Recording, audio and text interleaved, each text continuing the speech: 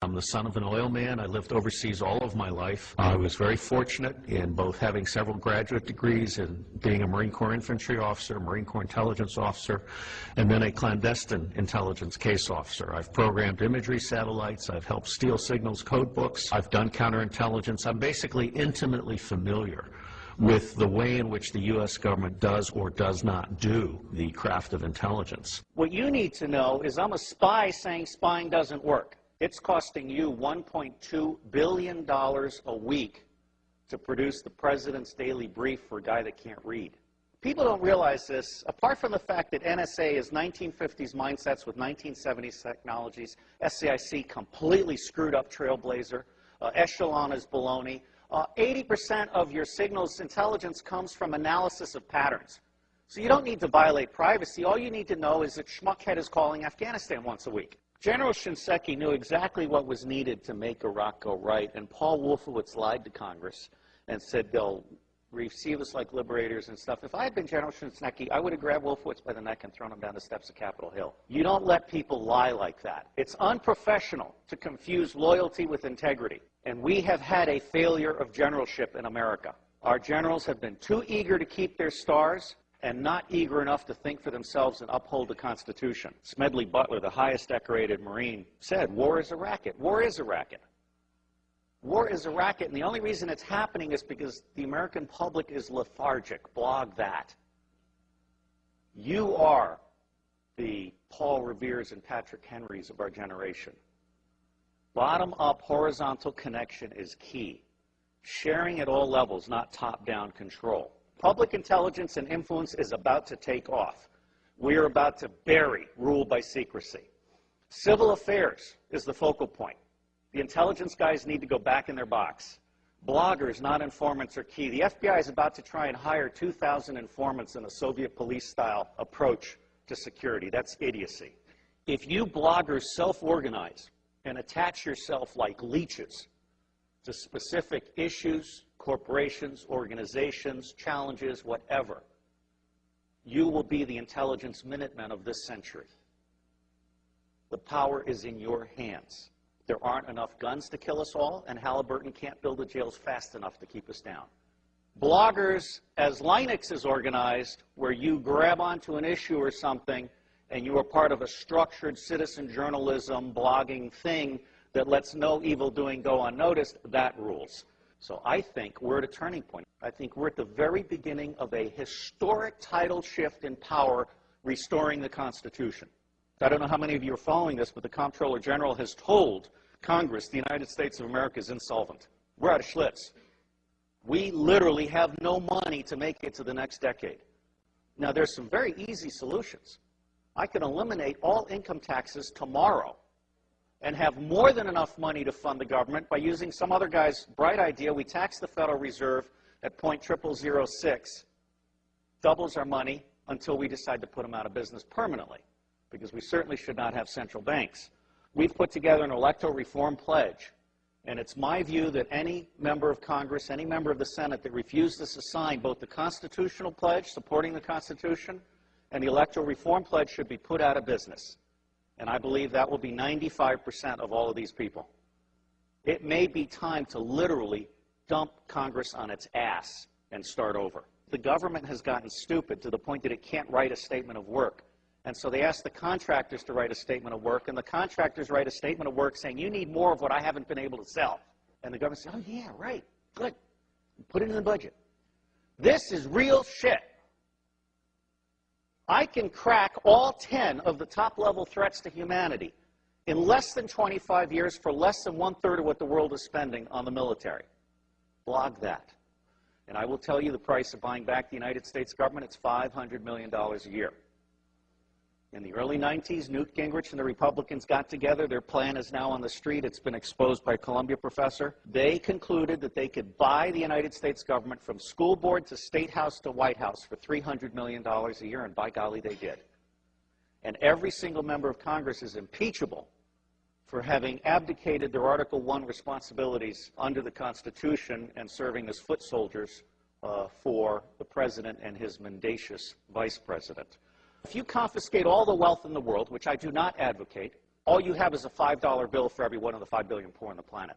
For what we have spent on the Iraq War, I could have given a free cell phone to every one of the 5 billion poor on the planet. I could have taken the 10% residual capabilities on DoD satellites, abandoned communication satellites, and I could have provided free T1 to the Southern Hemisphere. Blog that.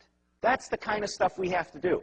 Because if we don't do that, those 5 billion people, instead of producing wealth that stabilizes the earth, are going to produce plagues, epidemics, criminal gangs, drugged up people. Ralph Peters, a friend of mine, and the bottom line here is the only path to wine, women, and wealth for badasses anywhere on the planet that have no money is guns. And what's happening here is we're at the very beginning. We're just starting to come out of our little eggshell. When the industrial era began, it broke the connection between kinship and trust. And it started treating people as commodities. And then we lost sight of our government and we allowed the corporations to buy the government. The United States of America no longer represents we the people. But you can change that. The reason it's not working today is because we have a military-industrial complex that profits from secrecy and war, and it does not profit from efficiency and peace. Blog that. The bottom line here is that central banking is an evil cancer. These people are selling us credit they don't have so they can take profits they don't deserve out of our pockets. That's nuts. The United States government is constitutionally chartered to print money on the good faith and credit of all of us and not pay interest. Why are we being such fools? Well, unfortunately, if you fight them, you get assassinated. Lincoln and Kennedy were both about to print money and not borrow from the banks. I can't connect those two dots, but I can tell you they're side by side. But the reality is the federal government is broken in every possible way. And it's going to be localized, bottom-up resilience networks. They're going to save us. That's where you guys come in. Our educational system stinks. It beats the creativity out of kids by the time they're in the 4th grade. It forces you to become a blogger or hacker in order to become creative. So you guys are the lifeboat. We've gone from America the Beautiful to America the Shit. Now, I believe we need to start blogging retrospective impeachments. I'm not saying we need to hang them or tar them or feather them, just out them. I think it's time for citizen investigative journalism to go deep and go back and go current. And people need to understand they can't get away with this stuff. There is absolutely no lack of solution, and there is also no lack of money. What is lacking is the popular political will to exercise our God-given right to be in charge. I got thrown off Fox News for saying the global war on terror wasn't real. Well, it's not. Okay? I mean, until we can get to one man, one bullet for the top 6,000, we can contain the next level, and we can provide a quality of life for everybody on the planet at the lowest level, we're not going to get it. The Air Force solution for terrorism is to kill one guy in an entire village, which of course creates 100 to 200 additional terrorists because of that indiscriminate war crime. It's just nuts. And it's nuts because the media isn't doing their job, and so it falls to you.